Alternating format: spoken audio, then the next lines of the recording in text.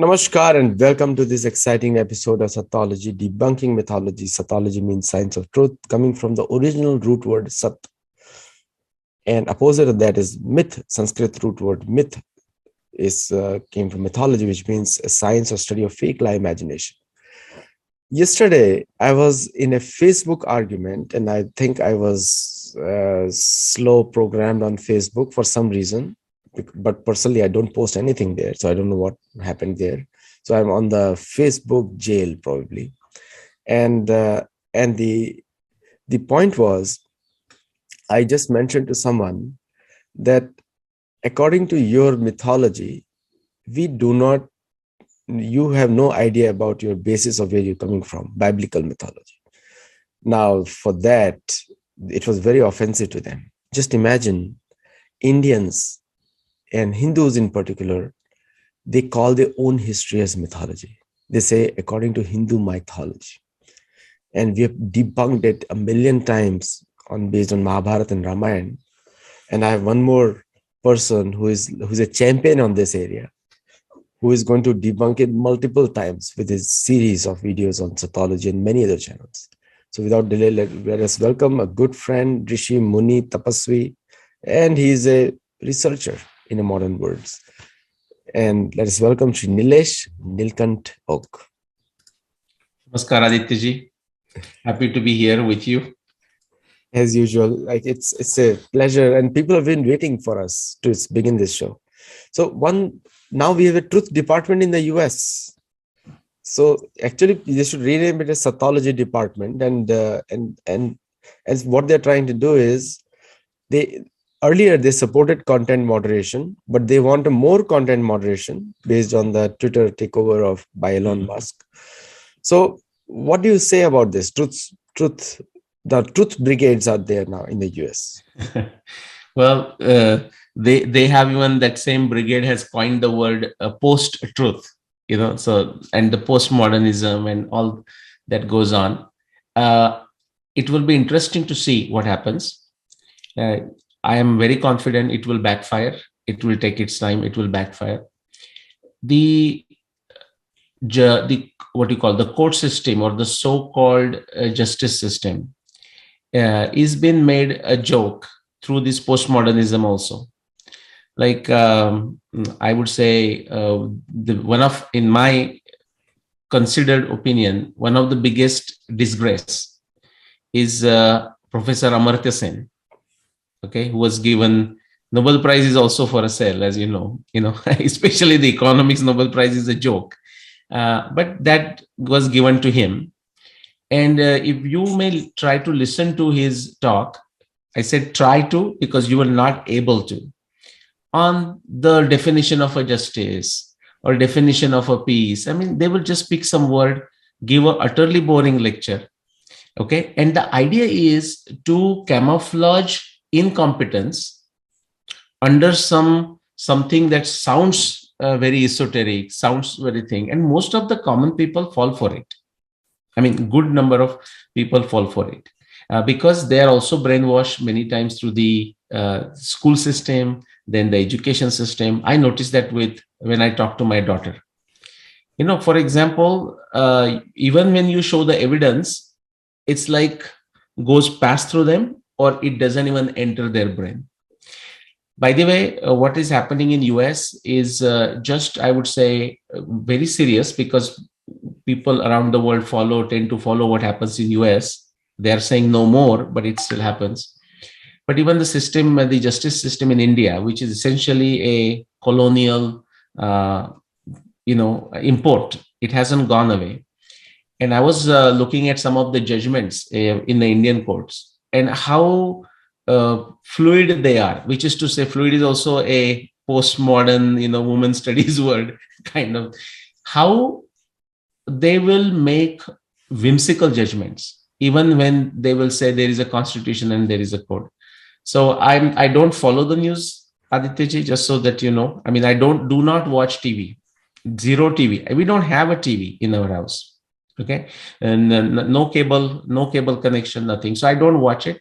I don't read newspapers. I don't read magazines. There were some that I used to read, but even I stopped those 10 plus years ago. because, like say economist, they had a biased agenda, but the quality of writing used to be good, and there used to be a good point of view. Even that is gone. So I'm not aware of necessarily, like sometime I come to know of what is happening through you. Like when you will mention, hey, yesterday this happened or last week this happened in US, what are my thoughts? So in some sense, I would also say what I tell you is something that I feel at a fundamental level, not something necessarily listening to any news yesterday or last week, because I do not listen to any news. But back to you. As a Jagannath preacher, we have to keep aware of what's happening around us. So that's why I do that. And personally, I have no interest in politics, but I do have interest in good politics, because that is a need for the hour, for the society also. The one of the biggest thing is, the truth is the biggest casualty. And today people are fighting for small things, and fighting for things which are not very important. uh, Purposely the fighting is going on for land and resources, and which is like who can acquire the maximum for their people. Hmm. Now, which is a good thought, but acquiring more than necessary is to deprive somebody else of that. That becomes, so there is very thin line between a bad thought or a bad, the purpose defines everything.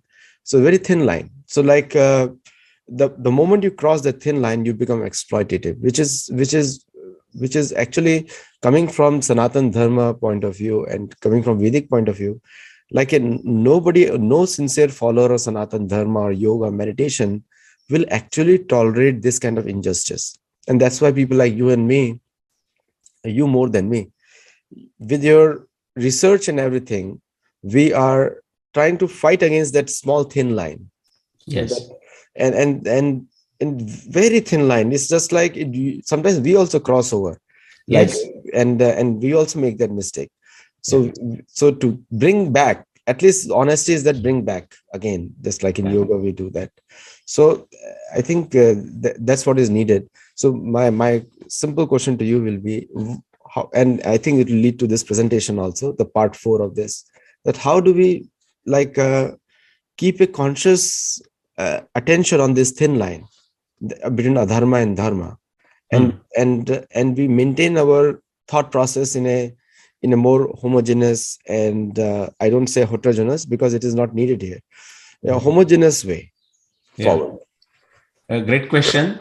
I would say everyone should take to study of Bhagavad Gita, and specifically 16th chapter, the Daivi Pravrutti versus Asuri Pravrutti. That's right. The thin line that you are talking, that's a very good phrase to use, is between need and a greed. Great. That's right. Okay. And as you said, we are also guilty of it. Yes. For example, how many pairs of shoes do I need? Okay, so you may start with one. Like I grew up first 15 years of my life in a village. And my parents, although poor, were capable of buying me shoes or chappal or whatever was padatran, what that is required. But I did not need one. I didn't feel like I need one. So I used to walk barefoot, and this was not because of poverty also, although poverty is the reason many people will not able to afford. And to the extent when say during the vacations or so, we go somewhere, someplace, a small place within that area, like Maharashtra. So now in front of others, relatives or otherwise, it would look odd. So our parents would insist that we should wear now the shoes. But we were so out of habit that what used to happen is we go to some place, and when we leave from there, we will forget to wear them. The reason I'm bringing this up, simple example, is need versus greed. But now from there, I upgraded myself, let's say, to a pair of shoes, right? Now, how many pairs I need? Now in America, you know how it is, right? It is one is for walking, another is for jogging. One is for a casual business day, another is for a special meeting day. Now I have them. The amount of money, if I tell my mom, and she says, what, how much is that converted into rupees? And when I will say that, she says, my God, that much money on the shoes? So need versus greed. And of course, depending on the place and time and place circumstances, we have to change. That's not what I'm saying. And therefore, it's a thin line. And so your question was like, how do we do this? Again, my answer, my humble answer to that is a 16th chapter, because it gives you that whole list of 26 the Devi pravrittis, and then list 10 Asuri pravritti. Okay, so there are many Devi pravritti, and the Asuri pravritti, that's where this whole thing that what you said, the greed comes into picture. So this is mine, but that is also, I want it to be mine, which is what the colonialism was about, or the imperialism was about. Okay, the whole idea of a Christian discovery. Okay, I just was reading another book. The book's name it's in Marathi. I don't know if it's been translated in English. Asatyameva Jayate. We know Satyameva Jayate, Asatyameva Jayate, written by Abhijit Zog from Pune. Wonderful book in Marathi. I completed the book in 2 sittings. Okay, and I gave the comments to the author also. There also it discusses, for example, why Portuguese came to India, why Spanish, Columbus, although Columbus, the Italian connection, but why Columbus on a Spain's king's order came towards the West and then exploited America. Okay, and the native population was destroyed because the Pope, between the fight between the Portuguese king and Spanish king, the Pope decided, hey guys, don't fight. You go and conquer and exploit the East to Portuguese guys. And to Spanish, he said, go to the West. Yeah. East of Atlantic and west of Atlantic. Right? So these are the kind of things that happens. This is greed. Yes. And then a religion can become a bedrock. Yes. That's not religion in the positive way. That is actually demonic spirits. Okay. Demonic spirits. Extremely demonic in nature. But people can be fooled, and they are being fooled in our times. People don't like religion. They change the word. They will call it a truth department or whatever you want to call it. Postmodernism, post-truth, whatever works, Communism word by itself is not a bad one. Exactly. But everything that they attach to is a bad one, right? Is the connotations play a deeper role than denotation. And my book also, Gold, Glory and God, I covered that incident, that how the papal bull divided the territories whimsically. Yeah. So let's begin with the presentation. Very good. And then removing the doubts, and also how to decipher between the fact versus falsehood. Okay, because in Shankaracharya says, so like the whole world, the way the business, even Manu says that, so Satyanrute Vyavasayaha. So in your activities of your life, every time you're going to encounter the truth and untruth. And it's up to you, it's your responsibility. If you just depend on the majority view, okay, the consensus is not the truth. It's not the truth. Okay, it's exactly opposite of a science also. The scientific truth is opposite of a consensus, but academia also doesn't understand. Academia also goes by the consensus. So our attempt here is to show people, demonstrate people how to decipher. Okay, ultimately they have to decide for themselves, because we are using say dating of Mahabharat, that is what the series we are doing, as an illustration. This is an illustration. This is not limited to the dating of Mahabharata. The methods that we are discussing, how we go about deciphering something, is not limited to Mahabharata. Actually, the idea is to show it through something that I have worked on for many years, but it applies to every aspect in every walk of life. So just quick summary, Aditya-ji. We had began with the Arundhati Vasishta that gave us a specific timeline. It told us that the Vasudev is saying the Vasudev, through the evidence of Mahabharat text, is that the Mahabharat war is not possible in last 6,500 years ago. Last 6,500 years, which means it happened before that time. Very, very specific. That's the beauty of astronomy evidence. Very precise and accurate.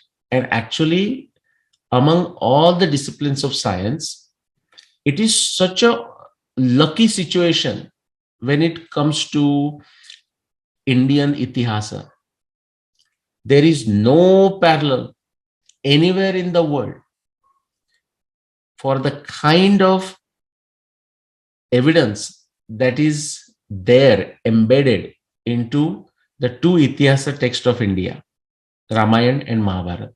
Nowhere else in the world you will find this kind of evidence. Of course, you find other evidence. You find even astronomy evidence in text outside India. But in comparison to what you find in Mahabharata or Ramayana, it is of a extremely inferior kind. Okay, and this is not to put anyone down. This is just a very factual, empirical, scientific statement, and therefore it's open to challenge. Which is to say, anyone who thinks otherwise should come forward with that evidence. Back to Mahabharata, just a summary. So Arundhati Vasishtha told us that Mahabharat War happened sometime after 10,248 BCE, sometime before 4636 BCE. Then Bhishma Nirvana evidence even gives a more precise, more accurate, more compact interval for the year of Mahabharat War. So Bhishma Nirvana says, just one single piece of Bhishma Nirvana evidence, one single piece meaning the total duration of Bhishma on the bed of arrows, more than 92, 95 days, beginning with the 10th day of the war to the day of winter solstice. That itself says Mahabharat War is not possible before 7000 BCE, is not possible after 4700 BCE. And then if you take that Bhishma Nirvana evidence and start fine-tuning with additional evidence from the Mahabharata text itself, such as the first day of the war, that is what we did last time. The fortnight, is it the Shukla Paksha or the Krishna Paksha? Then the lunar month, is it the Margashirsha or which month it is? Of course, everyone knows it's a Margashirsha, and it's the end of a Kartika month. When you add that, you get another tighter, compact, beautiful, accurate interval of only 1600 years. That middle one, it's saying Mahabharat War did not happen anytime after 5125 BCE. It did not happen anytime before 6722 BCE. Now, all this is good. But even then, even after doing this, we have not, the evidence that we discussed so far, it still has not given us the specific year of the Mahabharat War. Now we know 5561 BC, we are discussing that. But what I'm showing you is how one goes about actually finding it out. Now that I have already done it, Dr. P.V. Vartak had done it in a different way some 60 years ago. Yeah, that is true. But if you are a researcher, you are interested in doing tapasya of this kind, and you want to do something original, just like Professor Wheeler of Princeton University used to say, if you want a exciting and fulfilling life ride, life journey, find the toughest problem, toughest unsolved problem in any discipline of science, any discipline of life, and then go solve it. Now, I am adding to it. You may be successful, you may not be successful, but if you do it, you will have a great ride. Because even if you don't solve that specific problem that might have started your journey, you are going to learn so many things that otherwise people will simply not know. But it needs a certain kind of mindset. This is not something that you can easily acquire, okay, by Bhagwan's kripa. You may be blessed with it, or as Patanjali says, with effort you can acquire it, like Shraddha, Virya, Smriti, Samadhi, Pradnya, Purvakam, Itaresham. Either it is God given, from the past life, from the karma of your past life, or you acquire it in this life because the karma continues. Anyway, so back to this now. So how do we decide the first, the year of the Mahabharat War from that 1600 year time interval, or frankly, anywhere? I'm going to show you both approaches. If you start within that time interval, then your search is going to become easier. But then there are many people who don't understand how to do science. Uh, Professor Richard Feynman, he used to say many times, they say, let's do some physics. He has that term, let's do some science, let's do some physics. I use it with my fellow researchers also. Let's do some research, or let's do some science, let's do some Mahabharat research. Many people don't understand how it is. Again, the reason I mentioned that is many people continue to contact me, and therefore, Aditya, I use your platform to tell that, like, guys, unless you have done your own tapasya, unless you have done something, don't bother contacting me. You are wasting my time and you are wasting your time. Okay. Now we are trying to find out ways so that there are protective barriers and, I don't have to respond. In fact, the things that we have started working on, a small team, is that I don't allow certain email addresses. I don't read those emails. They actually get filtered, and some of them will simply not come to me if they are wasteful in nature. The reason I'm mentioning it is because unless you have done something on your own, by trial and error, which means you will fail, you will not understand what kind of this different game this is. Aditya, many people will simply come and say, hey, I want to do research on Purana, you be my guru, and people don't understand the meaning of a guru. The guru, it is said, guru comes to you. When you are ready, the guru comes to you. If you are going and asking somebody, that may not be the right person. So I may not be the right person for that fellow. Anyways, back to this. A few digressions, but they are relevant. Today, one simple takeaway I want you to take, if only one thing you are going to remember, is this. Unless, now we're talking Mahabharata, unless a researcher or any individual, an enthusiast of Mahabharata, unless he or she includes all the planetary evidence from the Mahabharata text in their research, there is no chance of they figuring out the true year of the Mahabharat War. Vyasadevji has given Arundhati Vasishta observation for a certain reason. That's why it is Grantham Granthi Tada Chakre Munir Gudham Kutuhalat. It's full of curiosities, full of mysteries, and full of twists. It is there for a reason, so that the ordinary person will not able to do any mischief with the Mahabharata and the truth of Mahabharata. So unless somebody looks at the planetary evidence, it is simply not possible. Now, how rich is the planetary evidence? Again, Aditya ji and myself, we did like 6 or 7 sessions. So this is a summary.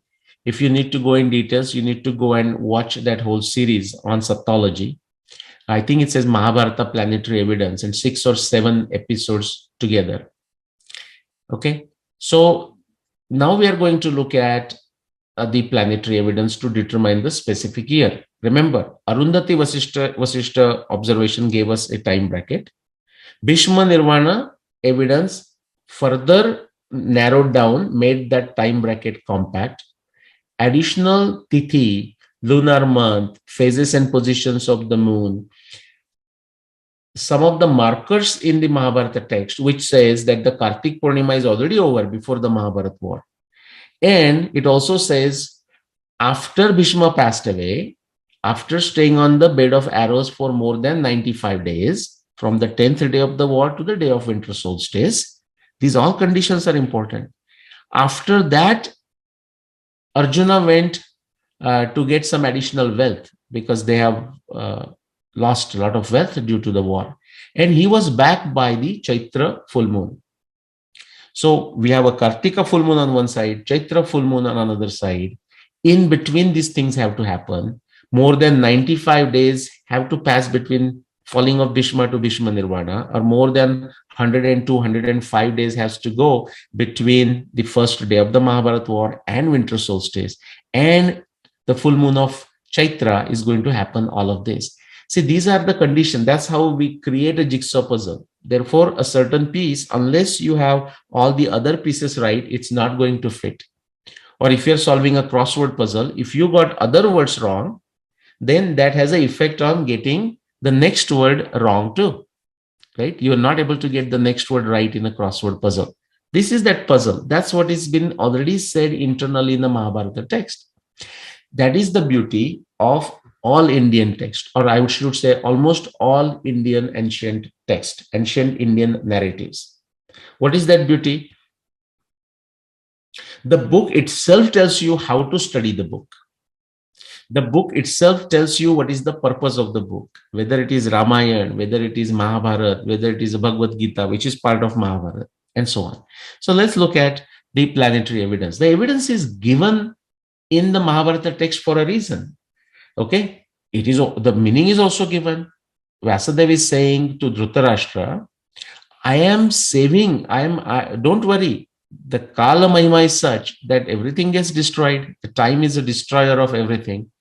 But I will preserve the glorious history of Kuru dynasty.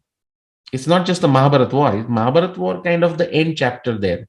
Okay, it kind of weakened the Kuru dynasty. But there was a glorious history of it before. He says, I'm going to preserve that through the medium of this Mahabharata. And to preserve it, including what? Anytime you want to know something, usually what are the questions we ask? Who is it? What? Where? When? These are the questions we ask.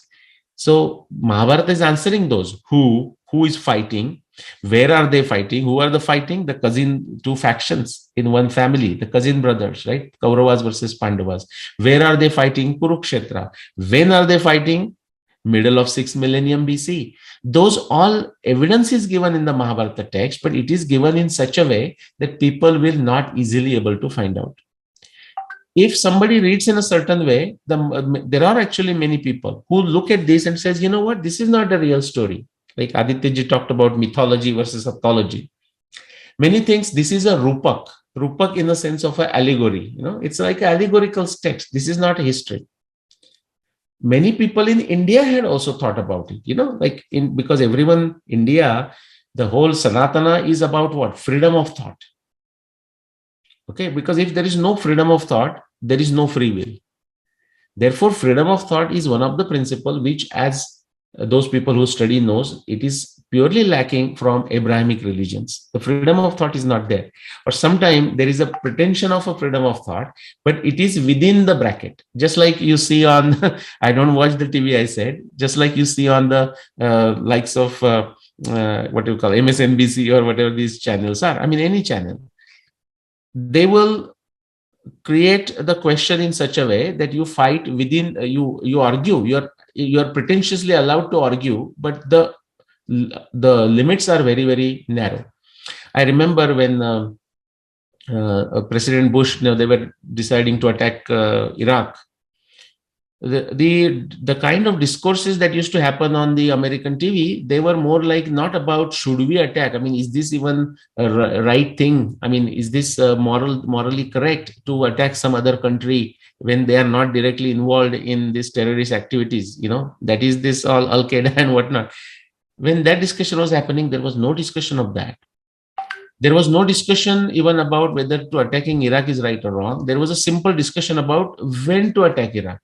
I mean, should we start next week or should we start after 3 weeks? So they will create sometime a pretentious space where people feel like, oh, there is a freedom, but there is no freedom. So back to this, because there is a freedom of thought, that is one of the fundamentals of Sanatana Dharma, vichar swatantra, that is the word, freedom of thought. Okay. Of course, it comes with responsibilities. Therefore, some people even in India has thought of this as a rupak. Many people would know the name Mahatma Gandhi, Mohandas Karamchand Gandhi. He thought that it is a rupak. Now, he's dead wrong on it. But the beauty of Mahabharata is, it is written in such a way, that's why it's Grantham Granthi Tada Chakre Munir Gudam Kutuhala. Some person may even not able to figure it out that this is a history, may only think it's an allegory. So anything is possible. Same thing with all the evidence that is embedded in the Mahabharata. It is done in such a way, not some secret way. Vasudeva is telling it. So to a person who doesn't have a Shraddha, to a person who is not willing to be tenacious, who is not willing to have a patience to study this for a long time. somebody who is there for an instant, to be in an instant limelight. Okay, the person who doesn't have a knowledge of a shruti, the background knowledge, person who doesn't have a vijnana buddhi, person who doesn't have a tarka shastra knowledge, logical reasoning, will not able to figure this out. I mean, they may do it, but they're going to end up in a disaster. And there are hundreds of disasters. There are hundreds of different dates for the Mahabharata. Again, we are using Mahabharata illustration. My point is to use this knowledge and apply this logic to everything that you encounter in life. So let's look at planetary evidence. Why is this very important? Without planetary evidence, no enthusiast or researcher of Mahabharata will ever able to arrive at the right year of the Mahabharat War, 5561 BC. You can try as much as you like. You're going to go astray somewhere else.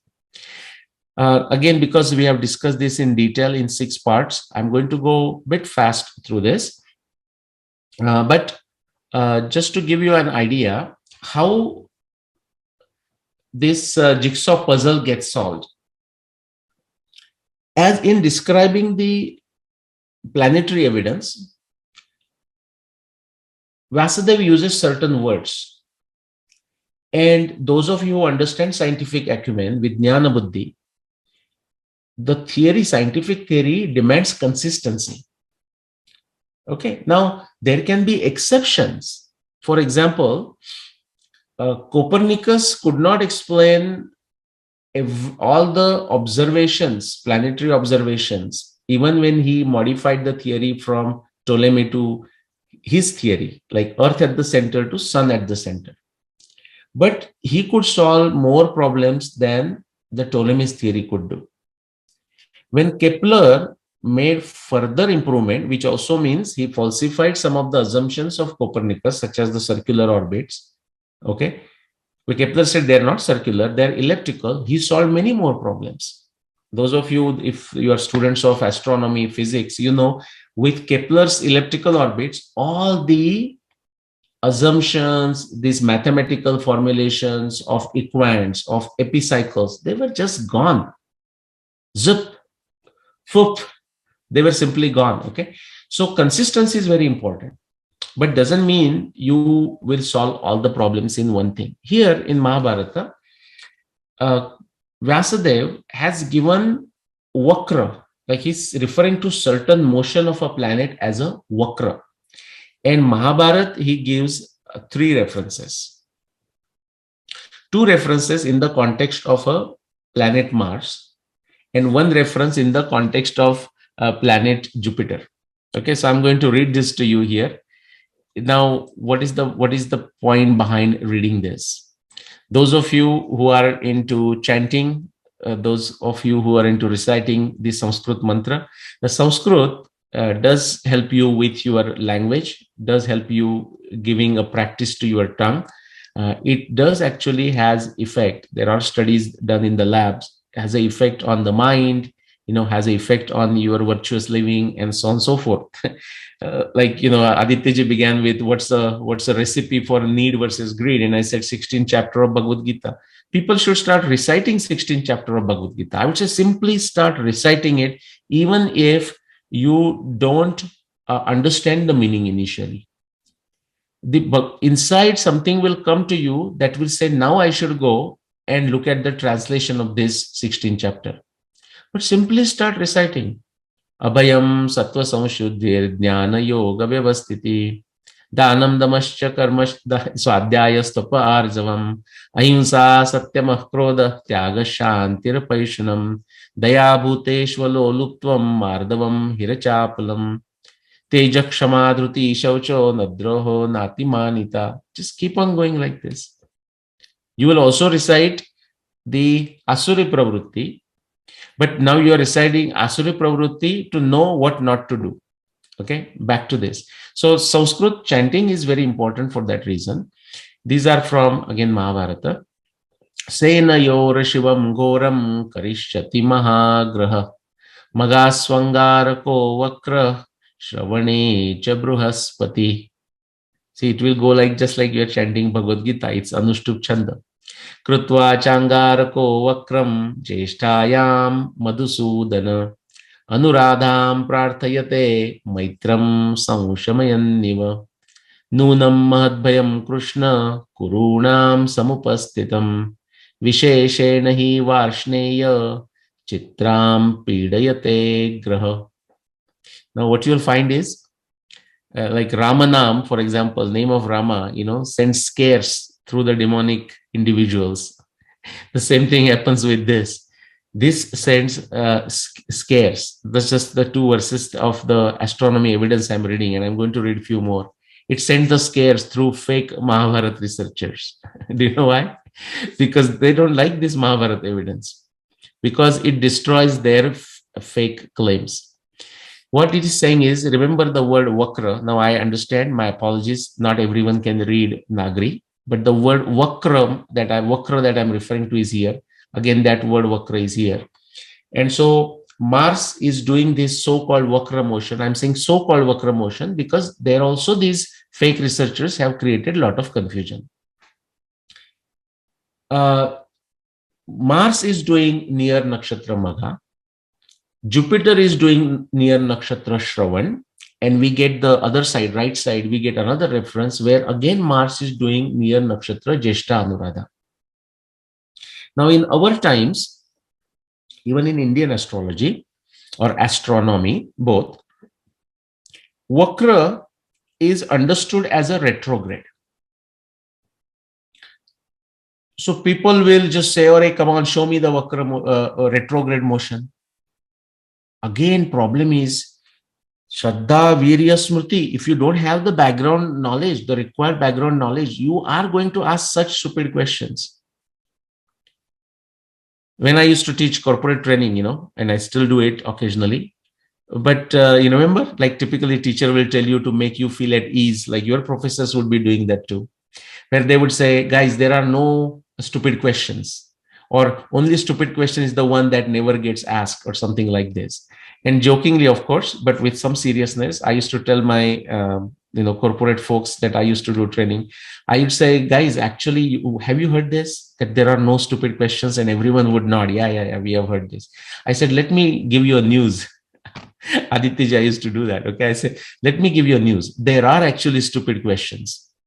But then I used to say, you don't worry about them. You ask them anyways. If it is a stupid question, I will tell you. and this is a stupid question. I'm saying, people say, okay, so can you show this retrograde here?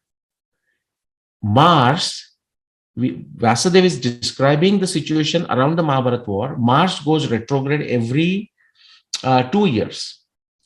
And so because in every 2 years, Mars completes one cycle, by the way, the whole cycle, 1.88 years around the Earth. And it so happens that it goes retrograde once in 2 years, about 2 years. Where it goes retrograde will also change. So now if you're taking a very short time, it has gone Vakra near Magha. And now you can look at the nakshatra. So Magha nakshatra is a 6. These are the like zodiac, but divided into 27 parts in the sky. So Magha, that's number 6 here. So let's count whether you can include or not include. Let's include it. So 1, 2, 3, 4, 5, 6, 7, 8, and 9. So within 7, 6, 7, 8 nakshatras, Mars cannot go retrograde twice, because when it's not retrograde, Mars shifts from one nakshatra to another in about 20 days. That itself should tell us that the Vakra cannot mean retrograde. This is how you do research, guys.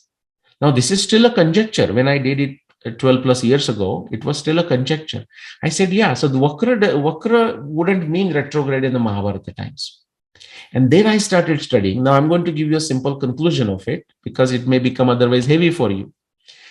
Then I found out that what Vasudev is referring to Vakra is not to retrograde, but to the oblique motion. So the path of the sun in the sky is called the ecliptic.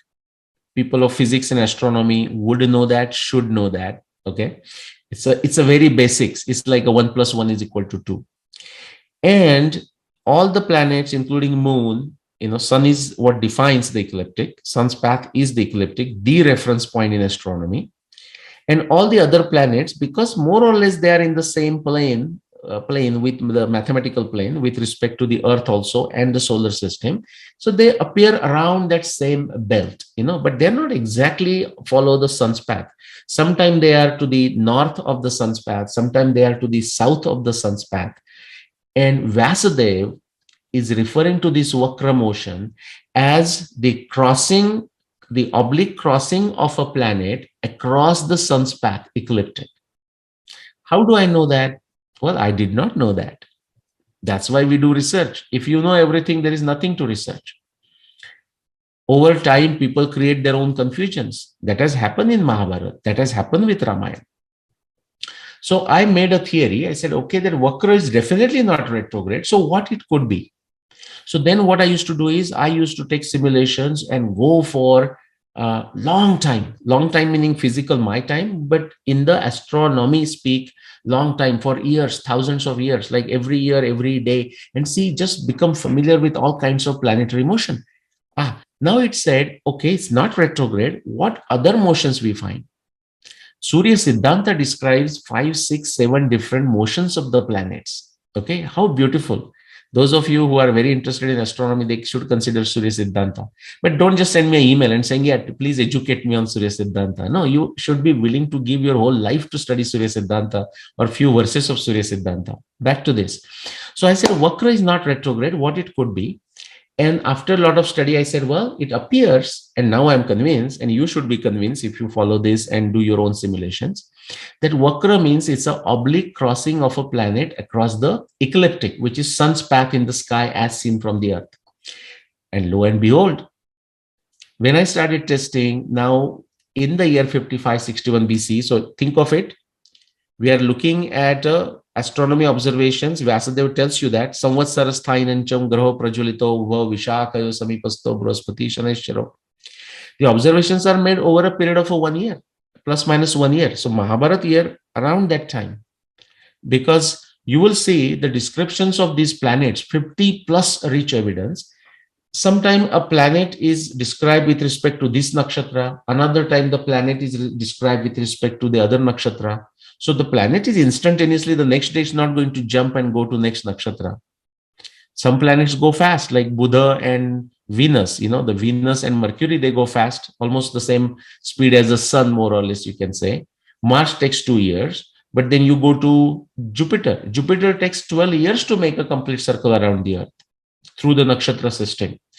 Saturn takes 30 years. So you cannot just whimsically move the planet. So there has to be more good, more mysterious thing about it. And that's what we have to find out while being truthful to science, truthful to logic, truthful to empirical objective testing, Indriya Pramanya.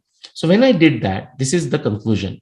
This is something for anyone to go and check for the year 5561 BC. And of course, you should always do plus minus 1 year, because there are just 50 plus observations. So what you find is Mars crossed the sun's ecliptic and came out on the other side to the north. When it came out, and distinctly clear that yes, it has crossed the ecliptic and to the north, and the star or the nakshatra you can see was the nakshatra Magha. Interestingly, in the year 5561 BC, that same Mars does it again, as described by Vasudev, near nakshatra Anuradha Jeshta. Krutva Changarako Vakram Jeshtaya Madhusudana Anuradha Prarthete. Jeshta and Anuradha. Okay, it is doing this. I'm going to take one more and then I'm going to speed you up through rest of the evidence without giving you description and leaving you to watch the other 6 videos that Aditya ji and myself created for planetary evidence. But now, if you are into astronomy, basics of astronomy even, you should able to ask, you ought to ask this question to me. It says, Nilesh, you are saying this, that Vakra does not mean retrograde. But in modern times, in Indian astronomy, Indian astrology, they take Vakra means retrograde, and that's perfectly fine. But I am asserting meaning backing it with the evidence, objectively testable evidence, that Vakra does not mean retrograde in the Mahabharata times. So somebody says, okay, for a minute, let's pretend we agree with you, Nilesh. But are you saying if Vakra is not retrograde, are you saying that Vyasadeva has not described the retrograde motions of planets in his Mahabharata text while giving all this 50 plus rich evidence of planets? So, what kind of evidence Vyasadeva is talking otherwise? And retrograde motion is so magical, especially when people did not understand what is causing these planets. Do you know what the word planet means, and also the Sanskrit word graha? Graha is somebody who grasps, because within a human lifetime, individual human lifetime, you see most of the stars are where they are. They don't change their places. But these planets or the graha were the ones, which is what? Sun, moon, of course, in both Western astronomy, modern astronomy, or Indian astronomy, sun and moon were also considered part of the graha or planets, by the way. Okay, now we separate sun as a star and moon as a upagraha, like a satellite to the earth. But that time everyone considered that way because it is as seen from the earth. So the planets, where the planet itself, the Greek word where it comes from, means wanderers. Everyone else is fixed, the stars, but the planets are wandering. And one of the magical moment that was seen and that fascinated everyone around the world was the retrograde motion. Like the planet that is going eastward, not the diurnal motion, not every day, but with respect to the background stars, just like sun is also doing the same thing, and moon does in a way the same thing. And planets also do that eastward motion. Sometimes they slow down, and actually at times they turn back and make some different shapes in the sky, like a English Z letter, sometime a long O circle, and so on. What is going on? In fact, that created this beautiful Indian astronomy and also Western astronomy, like Ptolemy. Now Ptolemy also got some stuff from Indian astronomy, but he misunderstood and created a chaos. Even Copernicus got stuff from Indian astronomy, but he also misunderstood. See what happens.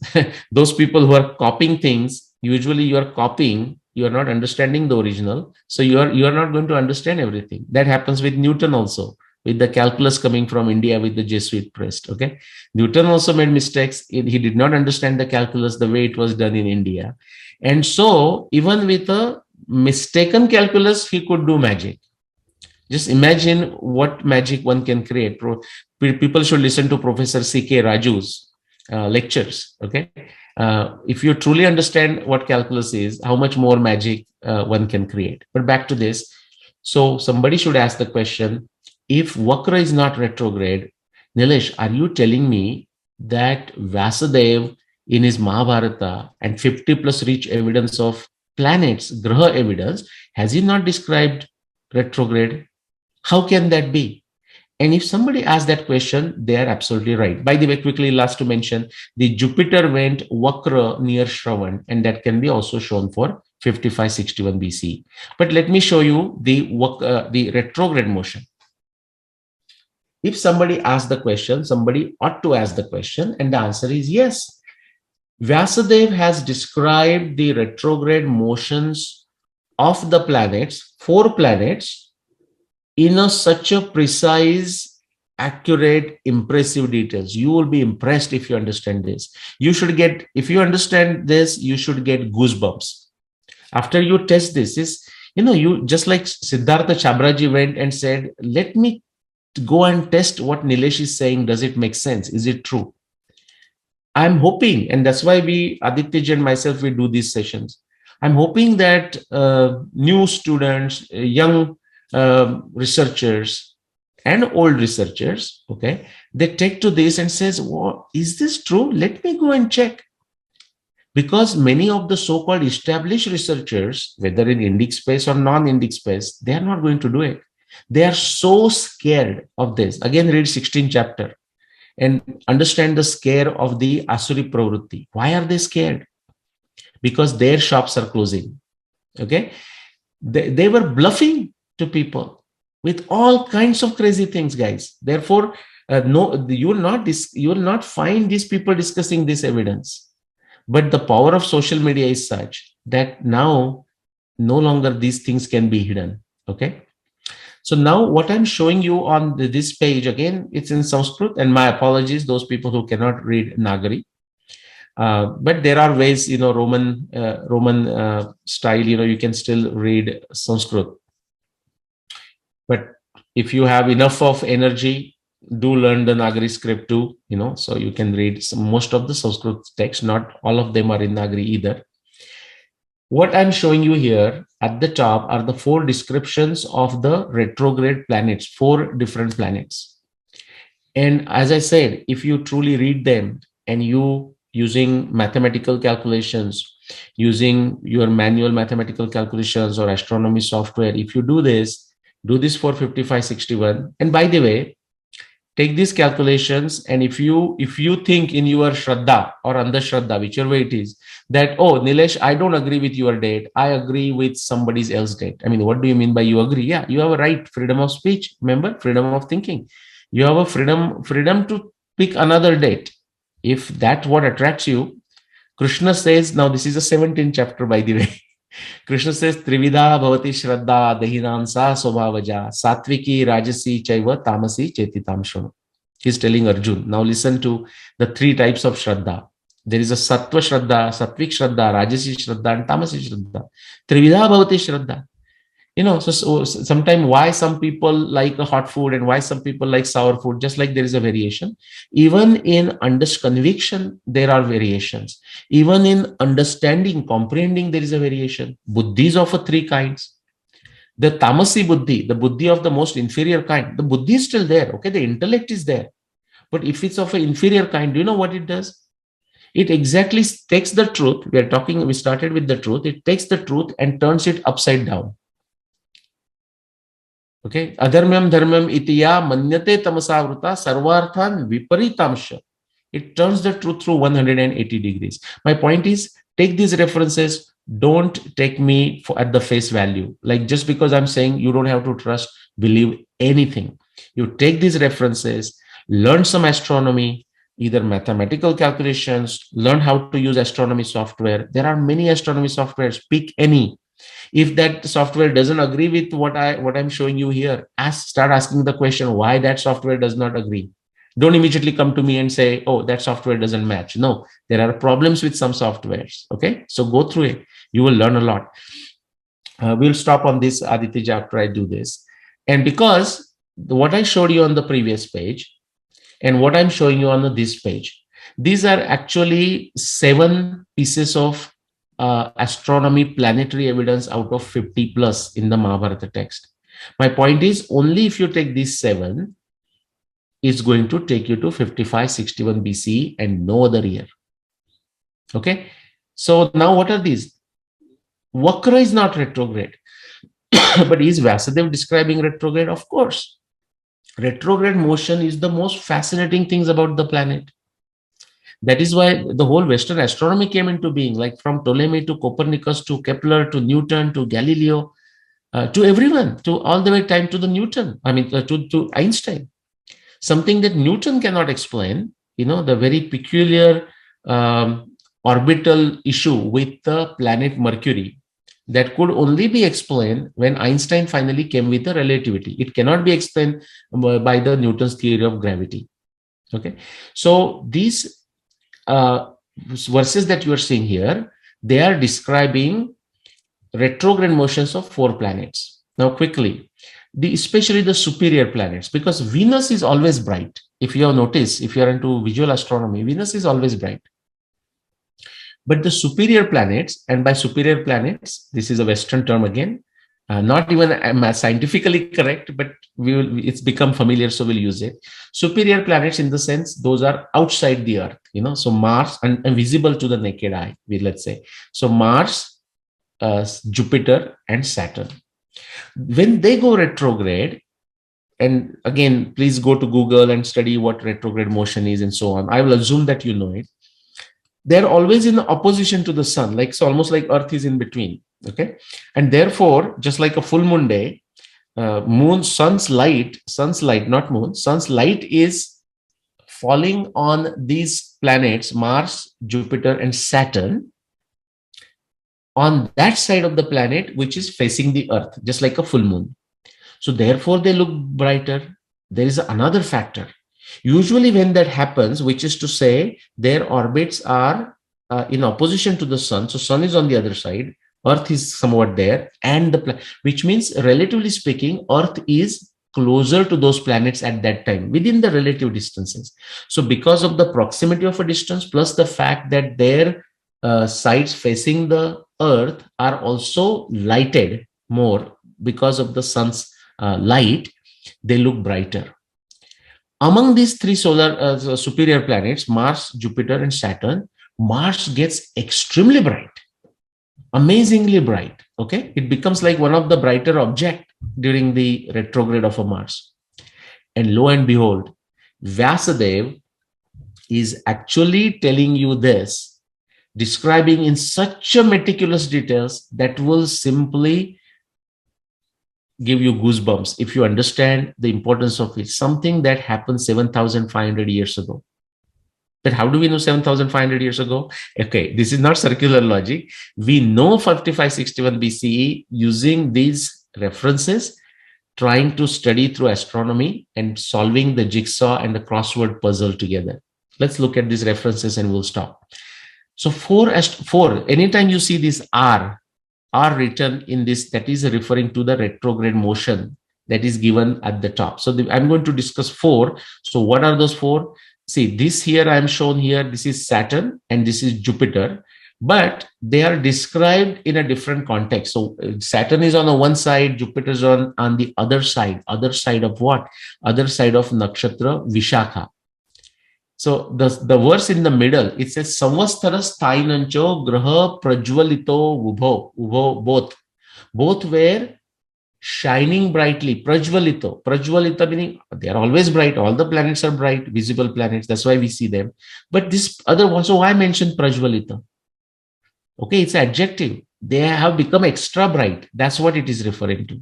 Samvatsaras Thainancho Graha Prajvalito Ubho Vishakhayo Samipasto Brahaspati Shanashcharo. In the vicinity of Vishakha.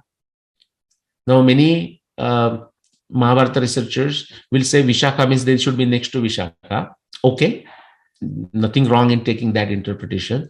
But the funny part begins there. Yes, that is a translation. Now show me your two planets, Brahaspati and Shanashcharo, Jupiter and Saturn near Vishakha. Then they change the goalpost. Then do you know what they say? They say, well, actually, they are not planets. They say they are comets. Professor Mohan Gupta, late Professor Narari HR, our whoever is following Narari HR, Dr. Manish Panditji, they say they are not planets. First they say it should be near Vishakha.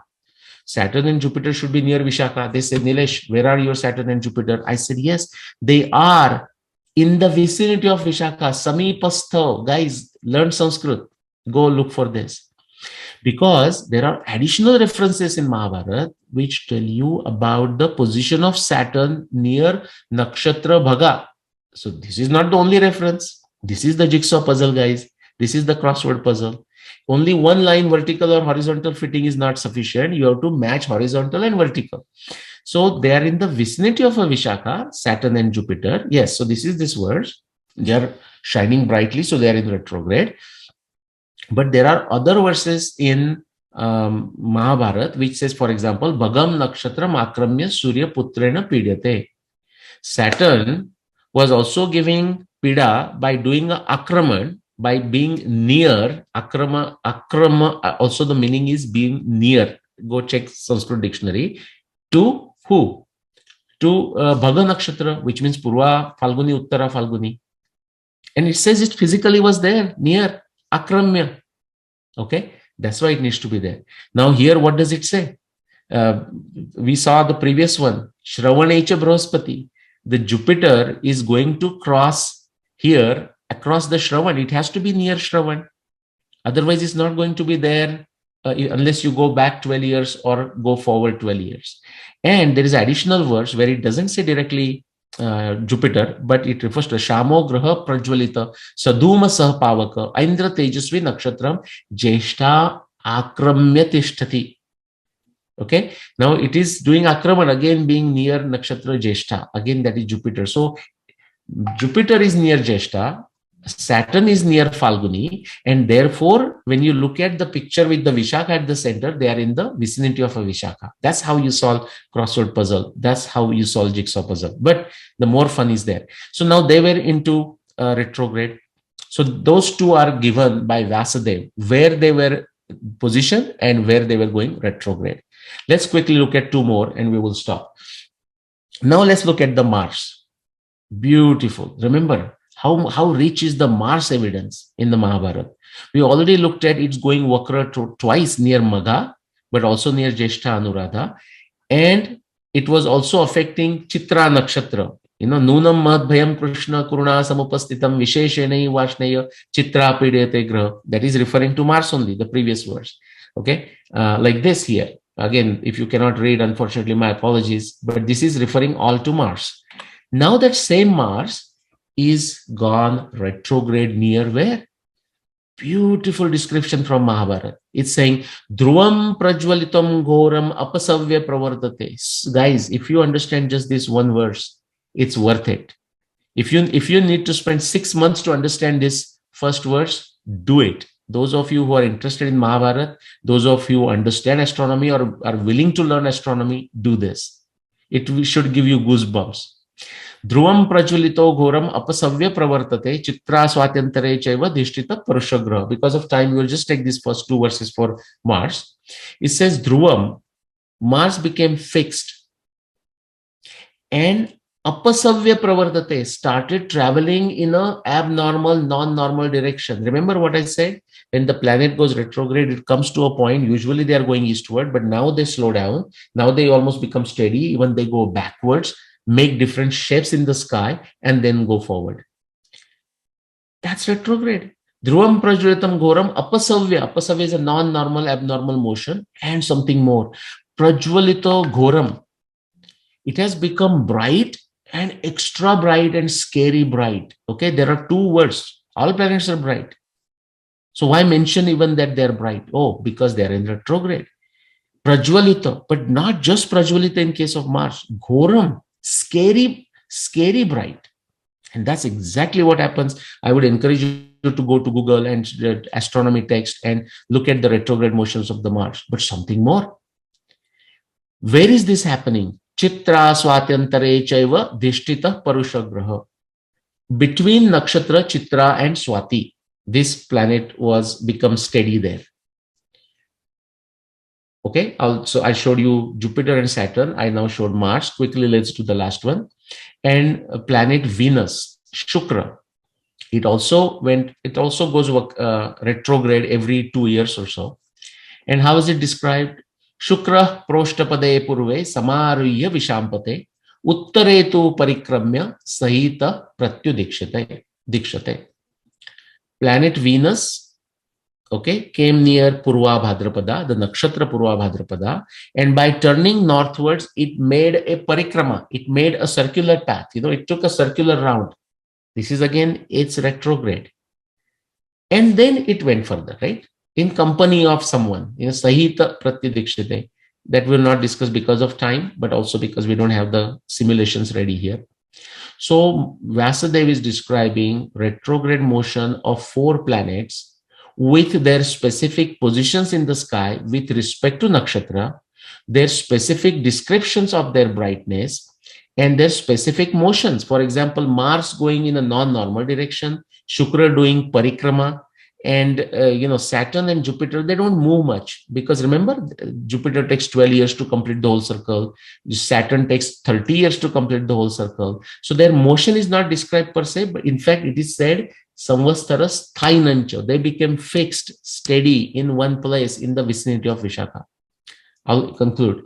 So if you take these 4 descriptions of the retrograde motions of Mars, Jupiter, Saturn, and Venus, and then if you take Vakra motions twice for Mars, near Nakshatra Magha, and then near Nakshatra Jeshta Anuradha, and then one time for planet Jupiter near Shravana, 7 references, guys, out of 50 plus. If you just bring this together, I'm just giving you a simple set of evidence for every one of you who is listening now, but who will be listening afterwards, to simply become familiar with astronomy, mathematical calculation if you prefer, if not astronomy simulation, go check it. It should fascinate you, give you goosebumps. The only time in the last 10,000 years, and why am I saying 10,000 years? Hey, be my guest if you want to go 20,000 years. You can do that. My point is, nobody is claiming anything before 10,000 years, and we have sufficient evidence from Arundhati Vasishtha, from Bhishma Nirvan, that tells us there is no need to go before 10,000 years. Now, why am I not saying just stick yourself to 1600 years, from 5,000 to 6,700? Well, that's where the Mahabharat War is going to fall. But because majority of the Mahabharata researchers have gone totally haywire over last 100 plus years and absolutely have claimed all kinds of ridiculous dates, I am saying start from today and go back for only up to 10,000 years. Take these only 7 references. Of course, Arundhati Vasishtha is there and Bhishma Nirvana is there. But I'm saying this is how powerful the planetary evidence is. Only if you take these 7 references and go keep on, just make a Excel spreadsheet, start tracking, because these 7 conditions should match. Only year you're going to find out is 5561 BCE. That is the year of Mahabharat War. With that, I'll stop sharing. Aditya ji, back to you. After my monologue. Thank you. It's such a wonderful presentation. And also, I really like the way you serially recited shloka of Bhagavad Gita, which is very powerful also, because we should know Bhagavad Gita forward, backward, wherever we can quote it. And I think that is the basis of Sattology, because you cannot decipher what is right or wrong. You need to have some benchmark. And that is a good benchmark for us to follow. Also, one more thing, you mentioned these shloka, and one point that comes to my mind is, instead of coming with a preconceived notion in studying these planetary positions, work just purely based on what Vyasdev says. Don't assume anything, or don't superimpose your own things, and then you will automatically come to wrong conclusion then. Yeah? So No, so what happens is, see, because of the passage of time, right? That's why I said Vakra, now we call it retrograde, but that time they use it different. Now, when I say that, Aditya, in some sense, somebody will say, and they're not wrong, that I am superimposing my interpretation on Vyasadeva. So they will say, Vakra ko, are bhai aap, you're taking Vakra, and everyone understands Vakra means retrograde. Why are you saying that Vakra is not retrograde? It's a very good question that they should ask. That is not a stupid question. That is a very intelligent question. Okay. The problem is, some people ask that, but they don't wait for my answer. Okay. So then I said Vakra is not that retrograde, because Mars is doing it as described by Vasudev twice within a span of 7 nakshatras. That will not happen. That is just not possible in astronomy. Yes. Things like that. Quickly, one more point I want to add. The first thing that you said, that you said how one should chant Bhagavad Gita backward and forward. Now, I'm not that good at it, but I know one 9-year-old, okay? And I talked to his mom, and by the way, they watched the video. I mean, his mom and both my dad and both parents watched our videos. But he's a 9-year-old. And 9-year-old right now. He was 8-year-old when I came to know of him. He's now 1 year, 9-year-old.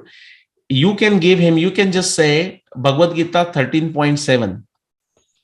Okay, without referring to anything, he will start saying that shlok. You can give him, for example, you may say Manmana Mohabbat Bhakta, and he will complete that shlok. Out of 700 shloks of Bhagavad Gita, you just give him any shlok or number, and he's going to take like a pause, 10 seconds, and he's going to recite that to you. His mom sent me a video sometime, very interesting, where she was reading from English translation of Bhagavad Gita. Now, this is very interesting. Eh? So she will read the English translation, keep on going, reading the translation. I mean, he's not seeing the book. She will stop, so he listens to the English translation, and he holds her hand, mother's hand, and says, stop. And then he recites the Sanskrit verse for which is that English translation that she read just now. Wow. Very, very fascinating. Wow. And because of the family privacy, I mean, until they want to come out in the open, I don't mention the name, but very, very fascinating. A 9-year-old can do it. There is no excuse for grown-ups. The grown-ups always look for excuses how to be. We are the lazy researchers sometimes. So thank you so much, Nilesh ji, and thank you for all the viewers for watching. And do comment on the video. You have a lot of questions right now, but do ask on the YouTube channel. And because the time is already, we have passed the time. Okay? Namaste and thank you. Namaskar.